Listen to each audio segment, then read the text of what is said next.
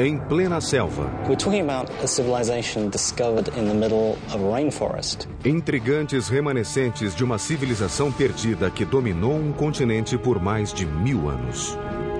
They definitely had attributes of the supernatural. Eram os antigos maias, cujos reis enfeitaram as cidades com altas pirâmides, palácios luxuosos e bem cuidadas praças. Enfim, era um povo avançado. They were very resourceful in figuring out how to harness the energy, creating amazingly sophisticated works of art and engineering, and sustaining a civilization for 1,500 years. Depois de gerações de prosperidade e inovações, a velha civilização se extinguiu. Os centros fervilhantes transformaram-se em cidades fantasma que a natureza logo encobriu. Séculos depois, as respostas às perguntas que cercam esse povo notável e seus reis divinizados contam uma história de conquistas, engenhosidade e desastre.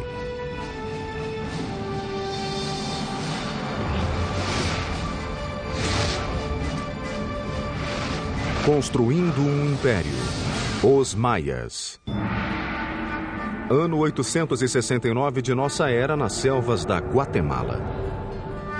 Os maias começavam a se desesperar. Alimentos e água escasseavam.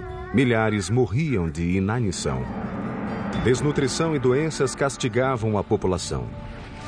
Os súditos já não acreditavam que os reis soubessem apaziguar os deuses. Revoltas e tumultos flagelavam os povoados. Uma por uma, as grandes cidades foram sendo abandonadas. A velha civilização maia se desfazia. City after city, area after area begins to fail. Cities are abandoned, kings disappear, and what had been classic Maya culture really comes to an end. O que aconteceu a esse grande povo? Até hoje, os cientistas estão intrigados. We know that people began to disappear. The question is, how did that happen? A resposta talvez esteja em hieróglifos complexos conhecidos como Código Maia. A hieroglyph is a complex way of conveying all the information that Maya people could think or express. And is the only example in the Americas of a complete, complex system of writing.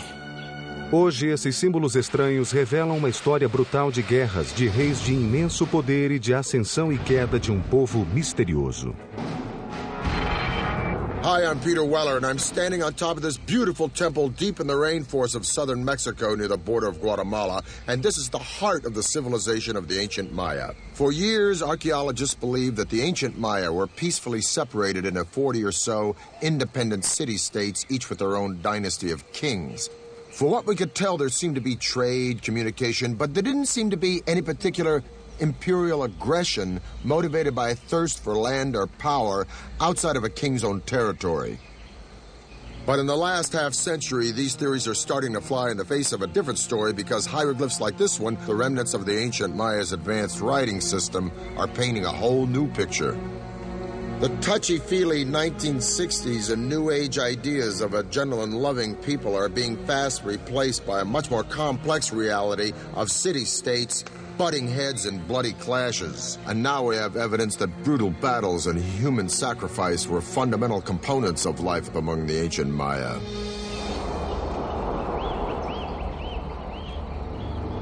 Mas a evolução da civilização maia nessa rede intrincada de cidades-estados não aconteceu de repente. The Maya came into existence probably a couple of thousand years before Christ. Perto de 500 anos antes de Cristo, a população crescera e as pequenas comunidades tornaram-se cidades maiores espalhadas em toda a América Central. 2 séculos mais tarde, já havia estados organizados, chefiados por reis de muito poder e influência. They had powerful rulers, they were in competition with each other, and sometimes this competition led to war. Para os maias, a guerra era determinada pelos reis em nome dos deuses. Maya kings were people like us, but for the Maya they definitely had attributes of the supernatural. O preço da devoção tinha consequências brutais, por vezes fatais.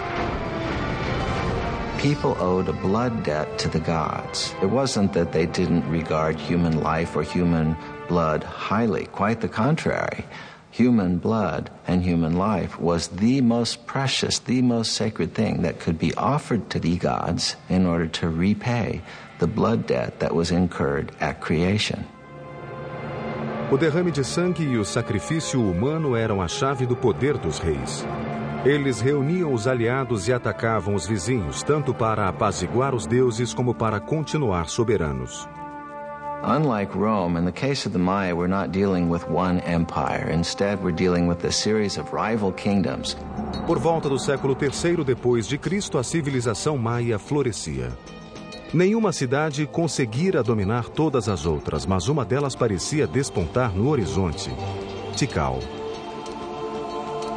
Tikal is one of the few cities that goes strong in the pre-classic period before the time of Christ, and then it just continues pretty much unabated all the way until the end of the classic period. This is a city that never really lost it. Mas no século VI, uma vizinha chamada Calakmul passou a ameaçar Tikal. The Maya had these two great dynastic capitals, Calakmul and Tikal. Those two cities essentially locked horns. It's really Calakmul that seems to engage in this action in which they engineer alliances all the way around Tikal, essentially boxing in their enemy. Caberia a um ambicioso e visionário líder construir um centro de poderio militar capaz de vencer Calakmul. Seu nome era Ikin Chan Kawil. Ele construiu o grande ícone estrutural dos maias, uma pirâmide que aguentaria séculos de intempéries. O Templo do Grande Jaguar.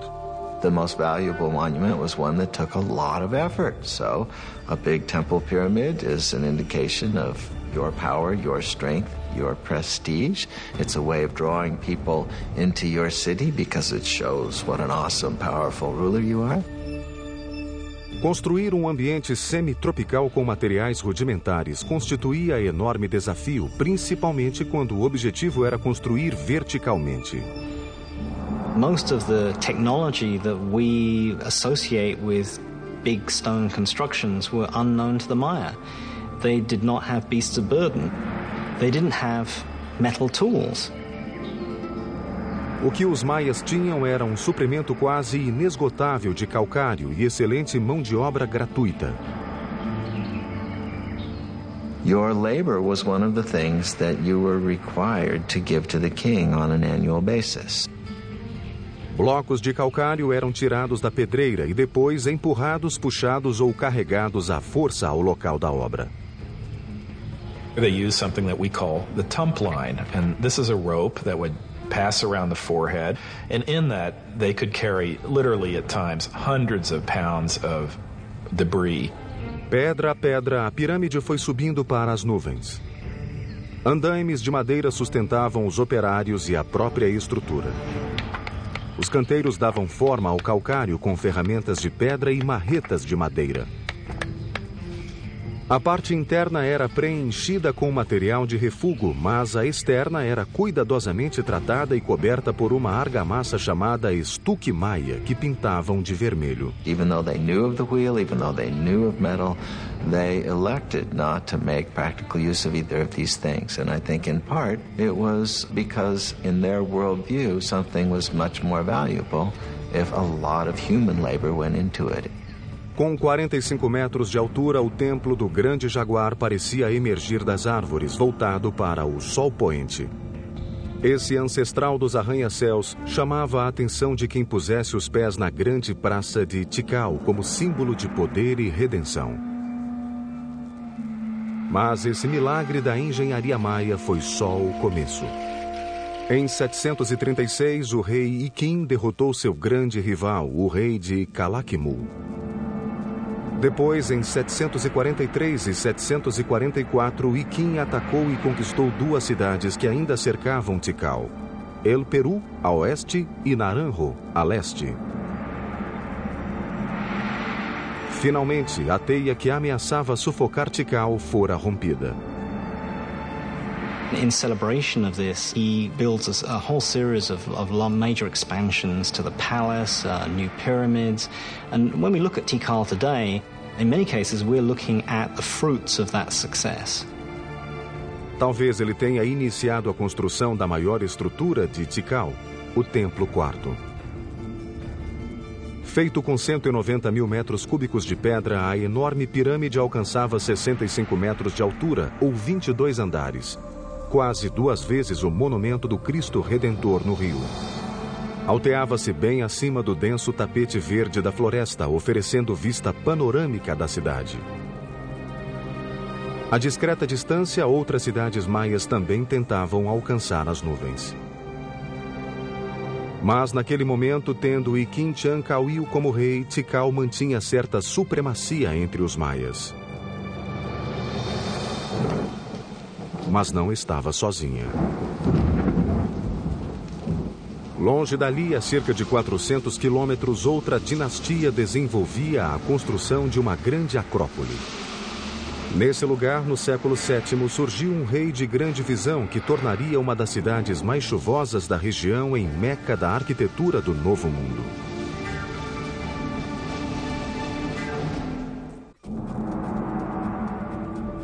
Ano 611 depois de Cristo. Na periferia da região maia, ao sul do México, a cidade de Palenque estava por um fio. Tentava desesperadamente se defender de um ataque de Calakmul.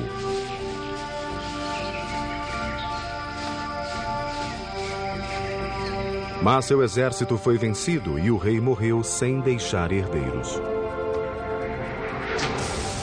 Um rei maia era divinizado.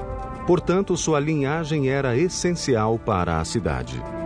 O fim de uma dinastia geralmente acabava em desastre.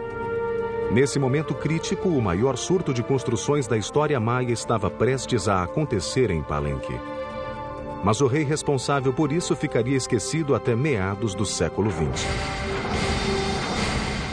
In 1949, some of the questions regarding the mysterious dynasty of Palenque are answered when archaeologist Alberto Rusluye is excavating this 75-foot-high temple, now called the Temple of the Inscriptions. Now, I'm in pretty good shape, but those guys had headdresses and big robes, obsidian knives and swords. I thought I'm in pretty good shape, for an old guy anyway. But I don't know how they did it. I don't know how Alberto Ruslier did it. But I still got a lot to go. And when he gets up into the sanctuary, he looks around and he notices on the floor a row of holes covered with stone stoppers, and he figures out that these holes were made for ropes in order to pull up the slab, just like I'm on a trapdoor. So he pulls up the slab, this one exactly, and he follows a steep staircase filled with dirt and debris. He's never seen a Maya pyramid like this before, so his men start digging and digging and digging into the unknown. The wet stairs are very slippery from the moisture and time and the rain from the forest, and he finally gets down to a plateau. And he notices that the whole pathway doubles back and then continues, and he finds hidden doors, secret passageways, signs that a lot of thought and calculation went into building this structure. Finally, after 3 long years, he gets to the bottom of this 80-foot stairway, and there he sees a small corridor. And in the corridor is a stone box, and in the box are 6 skeletons, the remains of souls who were sacrificed to protect the person for whom this temple was built. But he still doesn't know who that person was. And then he finally sees a huge door, a massive triangular stone. So his men and he open it, and then they go in. And behind this huge triangular door is a vaulted crypt about 30 feet long and 23 feet high. And inside the crypt is this massive sarcophagus carved from one piece of limestone. And on top of this sarcophagus is this magnificent lid with these expertly carved images of a king. Along this edge, by the way, which is covered with cinnabar, this red stuff, is poisoned to the touch to keep looters from coming in here and ruining it. And by the way, if the ancient Egyptians might have used this, we might have had more antiquities coming out of that country today. But along this edge is the image of a shield. And up in the sanctuary is another image of a shield. And the ancient Maya word for shield is Pakal. So Alberto Ruz had discovered the tomb of the most important Maya king, Pakal the Great. Pakal ascendeu ao trono em 615 na época mais crítica de Palenque. Sem herdeiro direto, os anciãos da cidade procuravam uma parenta da família real que morava afastada do reino, chamada Sakuk. A dama voltou a Palenque com um filho Pakal. O futuro da cidade pareceu entrar em equilíbrio quando o jovem foi coroado pela própria mãe. Ele tinha apenas 12 anos. She sort of kept the throne warm for him for over 10 years while he was growing up. Ao atingir a maioridade, Pakal precisava divinizar-se para legitimar seu cargo. E declarou que a mãe era a encarnação do ventre da terra que criara humanos e deuses. Portanto, ele era filho de uma deusa, uma posição elevada que eliminou as dúvidas dos mais céticos. He was almost certainly a charismatic fellow. He had to have been. He had no power base. He had to do it almost on pure charisma and determination.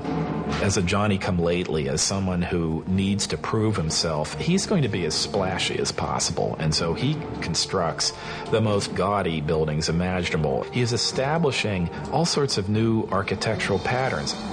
Para autenticar sua linhagem, Pakal construiu febrilmente a fim de revitalizar a combalida cidade.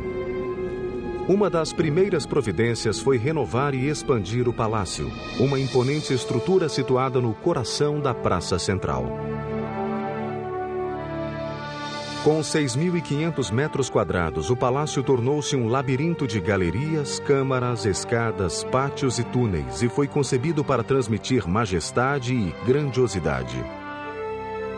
No começo, tal como acontecia nos demais templos maias, os arquitetos empregavam o arco de modilhão para suportar as altas estruturas. Now, this was a pretty straightforward structure where a series of lines of stones of ever-decreasing height are laid on top of each other. So it forms really a kind of inverted V shape with a row of capstones along the top. Mas o arco de modilhão não era eficiente, pois limitava o espaço interior e barrava a luz, forçando os arquitetos a construir paredes mais largas que o espaço ocupado por ele. Espicaçados pelo rei, os engenheiros de Pakal procuraram solucionar o problema. What the Palenque designers succeeded in doing was lightening the weight. They produced sort of honeycomb structures on the top of these buildings. They could make their spans wider, airier, more light could come in. A inovação reduziu a tensão das paredes de apoio e criou um espaço mais convidativo do que o das estruturas tradicionais. Por anos, os engenheiros reais foram considerados os melhores do continente. Mas só no fim do reinado é que Pakal encomendou-lhes o edifício mais complexo e imaginativo da civilização maia, o Templo das Inscrições. The discovery of the Temple of the Inscriptions changed all our ideas about Maya pyramids. They weren't supposed to be mortuary shrines. Dentro, ao lado da escada que descia para a tumba, os engenheiros construíram um psicoduto ou tubo oco. It's a conduit that allows someone on the top of the pyramid to speak into this speaking tube, and eventually you would be able to presumably communicate directly with Pakal in his tomb. O sarcófago de 20 toneladas foi feito para durar uma eternidade. This actually had a lid which was rolled off to one side, and there was a cavity for his body to be put, so that when he eventually did die, the door was sealed and the stairway was blocked. Arquitetos e escultores criaram um esquife rico de simbolismos retratando a ressurreição de Pakal no além. Os escribas receberam ordem de desenhar uma grade que acomodaria 640 glifos contando a história do reinado de Pakal. Many Maya pyramids don't leave much textual record on them. The opposite is the case in the temple, the inscriptions, everything about it, from these huge tablets on the summit to the information inside, proclaims that this is the final resting place of the founder of one of the great Maya dynasties. Em 683, após reinar 68 anos, o menino de 12 anos que se tornou o maior governante maia morreu aos 80 anos. Foi pintado com um cinábrio vermelho e adornado com ricas joias. Uma máscara de jade foi colocada sobre seu rosto. O legado de Pakal, o Grande, seria difícil de igualar, mas seu filho aguardava na sombra havia quase 50 anos. Correndo contra o tempo, ele começou a construir uma série de edifícios desafiando as leis da física e da mãe natureza.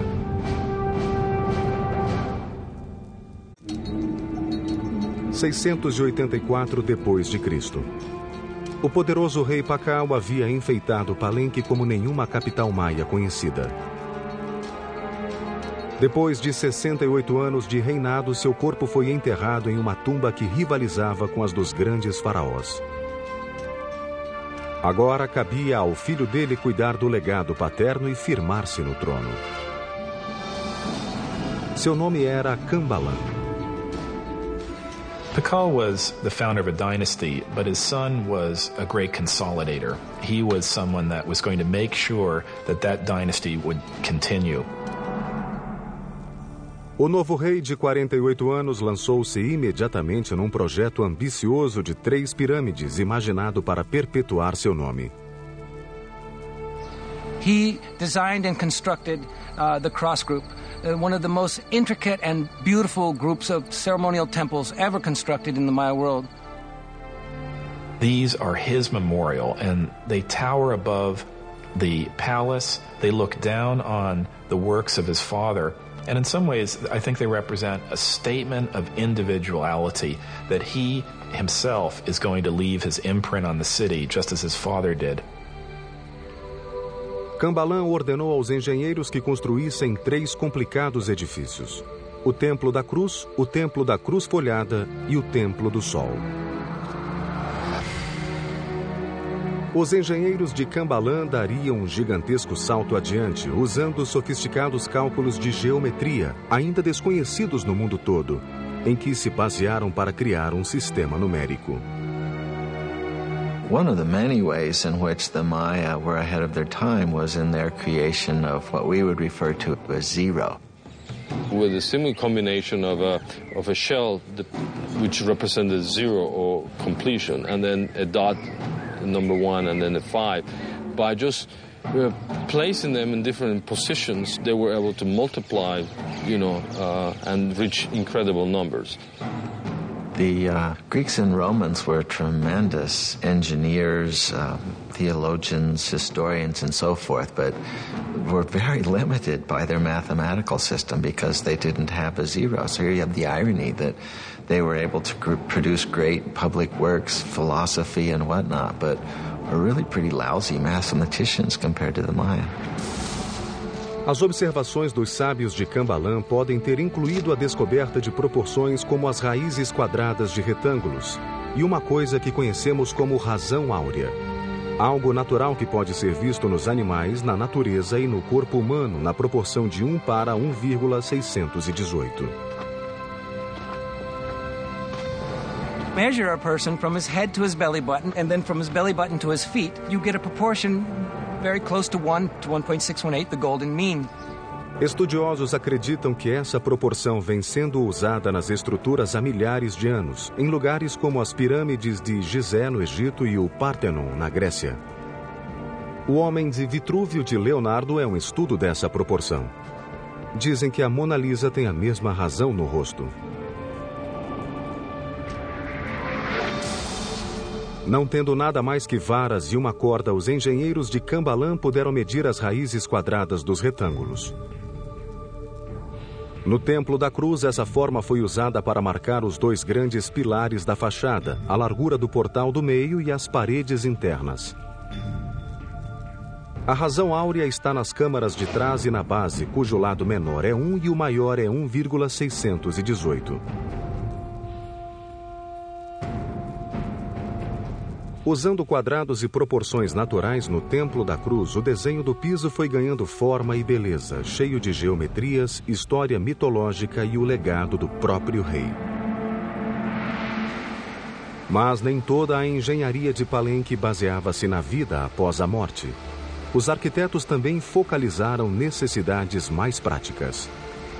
One of the names of Palenque is Lacamha, which means place of great waters. We have 4 rivers running through Palenque year-round. We have dozens of springs. We have water everywhere. Mas essa riqueza também trazia problemas.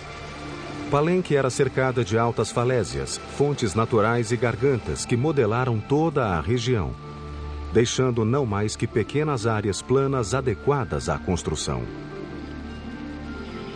Unlike most Maya cities, the problem facing Palenque wasn't how to store water for the dry season, it was how to deal with an overabundance of water. As you can see, everything is green here, it rains every day. So to meet this challenge, the city planners devised a unique way of diverting the pre-existing streams by building subterranean aqueducts that would channel the water underground, thus saving more land on top for cultivation. These tunnels were lined with limestone and they were covered with our old friend from Egypt and Greece, the corbelled vault. Series of protruding stones, one on top of the other, formed sort of an arch overhead. Now these ceilings were so sturdy, they could support the massive weight of Palenque's giant plazas overhead. So the people were walking along with the water rushing underneath them, being diverted away from the city, just like it is where I live today in New York City.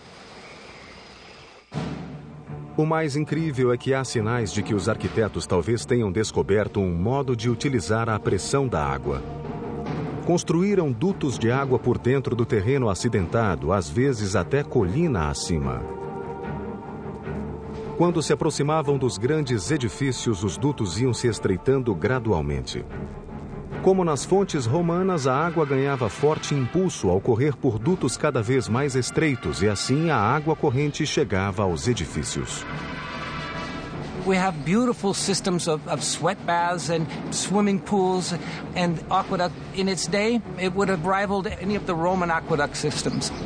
We don't see this use of water pressure anywhere else, and it doesn't appear again until the Spanish bring the technologies with them. Juntos, Cambalan e Pacal governaram Palenque por quase 100 anos, levando a engenharia maia a um nível nunca atingido antes. O futuro parecia brilhante para a bela e florescente Palenque. Mas seus dias de glória tiveram um fim repentino. Alguma coisa aconteceu ao mundo maia que fez sua mais promissora cidade implodir.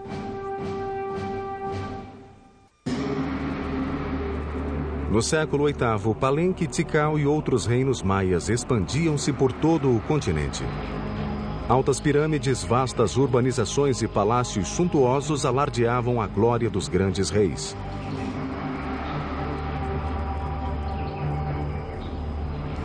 De repente, essas cidades começaram a se dissolver, uma depois da outra. Os escultores deixaram de criar monumentos para contar sua história e os reis pararam de encomendar construções. A civilização maia havia mergulhado na escuridão. It's not that the entire Maya lowlands is abandoned overnight. It's that, one kingdom falls here and another one 10 years later falls over here, then another one over here. The causes of the Maya collapse remains a great debate among scholars. We're really talking about a society that was pushing itself to the limits. There is no one single explanation for this implosion, but scholars seem to believe that environmental catastrophe led to a full-blown meltdown for the Maya civilization. The soil no longer produced crops, thus lack of food and polluted water produced malnutrition and disease. The Maya could no longer count on their kings to intercede with their gods because their great society was in a death spiral, and their kings, so long counted on for guidance and prosperity, were powerless to stop it. So sadly, but slowly and surely, the people voted with their feet, and the ancient Maya left their beautiful cities forever. Não há sinais de enterros em massa. Ninguém desapareceu. Aonde foram milhões de maias? If you wanted to go where it was happening, you moved north. Go north, young man. The cities that die in the south, and that's the only way to describe it, is they just go into oblivion, are never really replaced. But there are locations all around the Yucatan Peninsula where the cities not only thrive, but they begin to grow explosively. E ali surgiu uma sofisticada rede de estradas chamadas sacbes, ou vias brancas. The sacbes weren't just local transport. They were emblems of the great political power of two allied cities that had the wherewithal to create this magnificent royal procession way between their two kingdoms. Algumas delas chegavam a ter 100 quilômetros e eram uma maravilha da engenharia. They would place huge rocks on both sides of the causeway and then filling whatever was in between with cobbles and unfinished rocks and stones, and then they cover all this surface with stucco, nice plaster, and then upon it they create this smooth surface. Em Yucatán, as sacbes, naquele terreno acidentado, ofereciam um curso quase sempre perfeitamente reto. It's not easy to cut a line 60 miles that doesn't deviate even a degree. I would really like to know what instruments they use. We have no record of it. As estradas permitiram crescimento, comunicação e comércio no norte. Lá, os tristes sobreviventes das terras do sul esperavam encontrar uma segunda chance, especialmente numa cidade chamada Chichén Itzá. Chichen Itza came to be the largest and most powerful city from about 800 to 1050 or so that had a real knack of being a big tent. So it was a very cosmopolitan place, and I'm sure it traded handsomely on that reputation. De seus edifícios mais interessantes era El Caracol, observatório astronômico. Os maias eram obcecados por estrelas e passaram séculos observando o céu em busca de respostas. The Maya probably had something called a gnomon, which is a series of two crossed bars, and by looking at the intersection of those two bars, they were able to focus on something. Com ferramentas rudimentares, os maias acompanhavam o movimento das estrelas e planetas, bem como a passagem do tempo. Like Stonehenge, this was a place where people could make solar and lunar observations.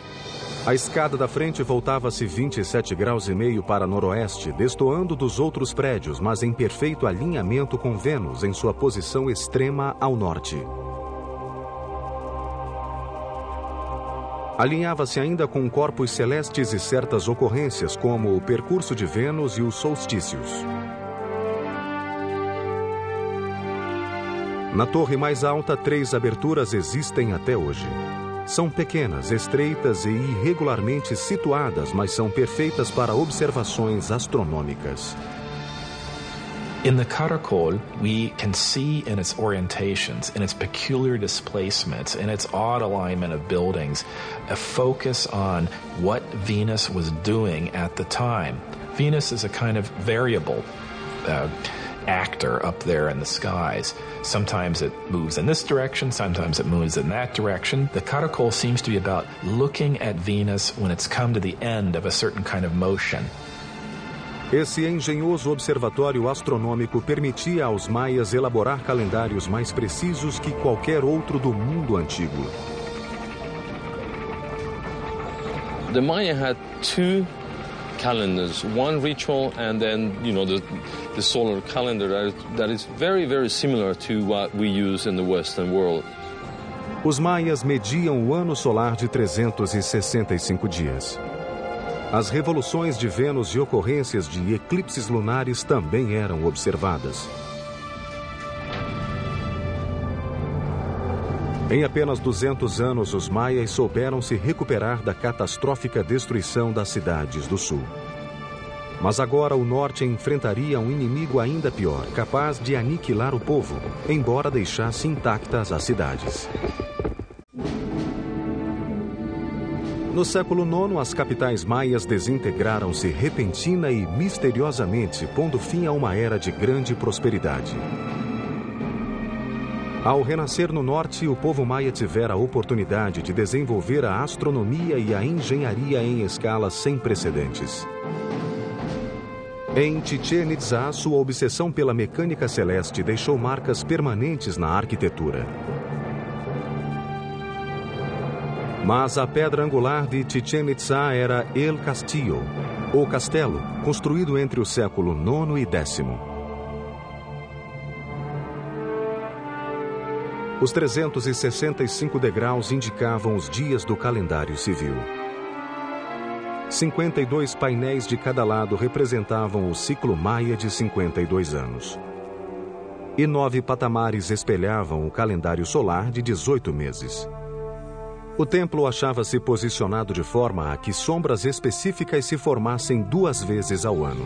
For any Maya standing and looking at the northwestern sector of the Castillo, they would see a balustrade and then a combination of shadows and the sun hitting that part just before sunset. And then several triangles form. And then at the very bottom of this balustrade, you have a nice carved serpent head, a snake coming down from heaven. And that is indicating the arrival of the rainy season. Os maias viam esse fenômeno como uma manifestação de Kukulkan, a serpente emplumada.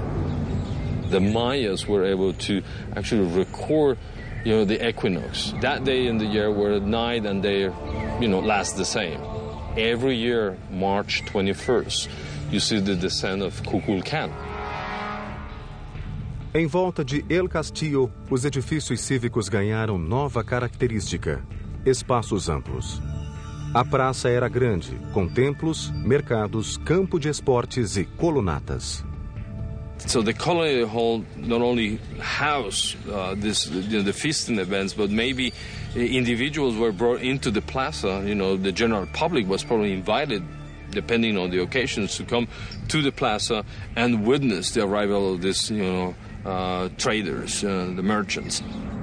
Semelhantes às gregas ou romanas, essas colunas cilíndricas eram um novo tipo de apoio estrutural, constituindo um grande avanço dos maias. The benefit of a column is that it allows you to create flat roofs. You're not investing all of your energy in creating stone buildings that are going to be containing corbel vaults, which may or may not collapse. As colunas eram simples, construídas com grandes cilindros empilhados e pedrisco entre um e outro. Um bloco quadrado era instalado no alto e, a seguir, lajes planas feitas de estuque e madeira cobriam tudo para formar grandes espaços interiores. It involves people more openly in the life of the building and of what's happening within it than would have been possible with Maya pyramids of the full classic period. Those pyramids are mostly about exclusivity. It's about showing a space, holding it up high, but allowing very, very few people to look into it. The open column structures are much more inviting. Mas essa calorosa atmosfera pouco durou. Depois de mais de 200 anos de domínio em Yucatán, Chichén Itzá conheceu destino semelhante ao de seus vizinhos do sul e se acabou misteriosamente. Quando os espanhóis chegaram às praias da península em 1517, todos os grandes centros cosmopolitas tinham sido abandonados.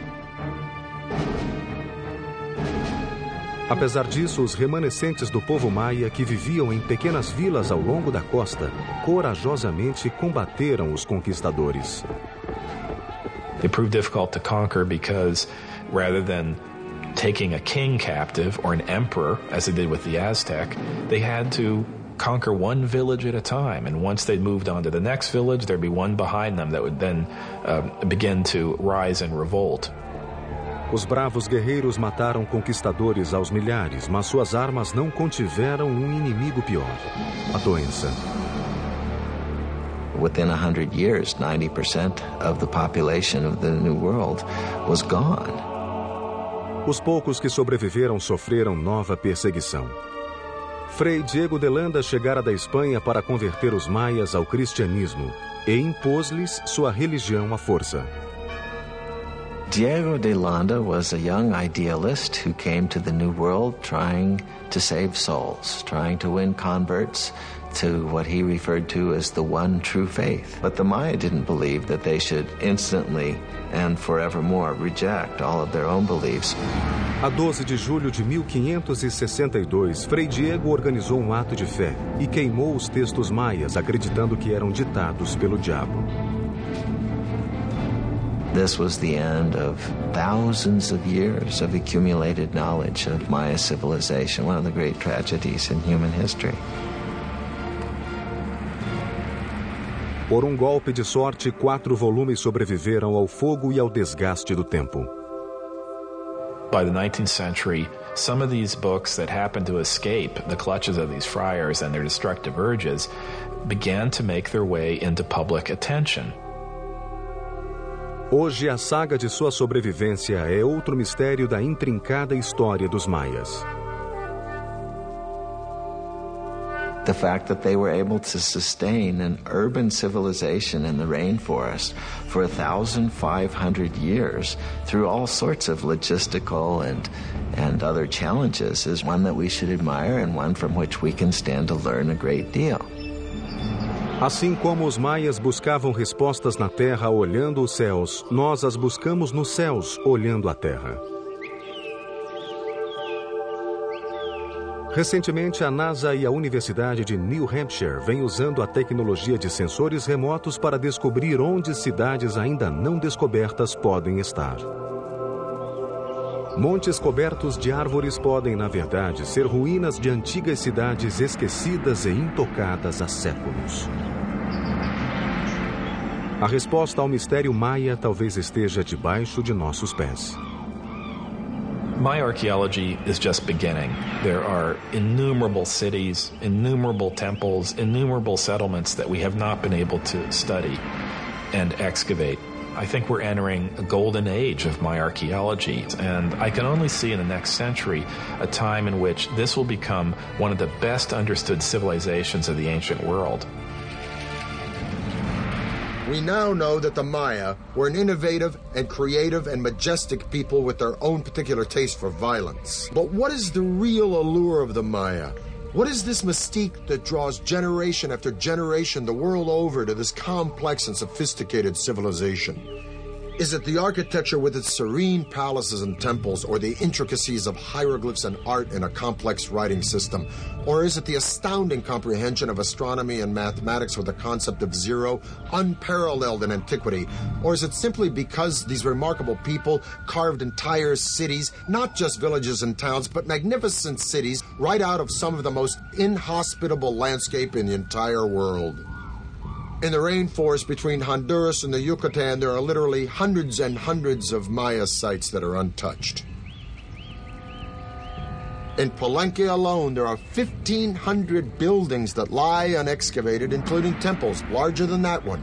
And if you consider the archaeological treasures yet to be found in cities like Tikal and Chichen Itza, I say, and I'm sure I'm not alone, that the real allure of the Maya, the real magic and mystique of this civilization, are the mysteries that still lie buried deep within this jungle. I'm Peter Weller for the History Channel.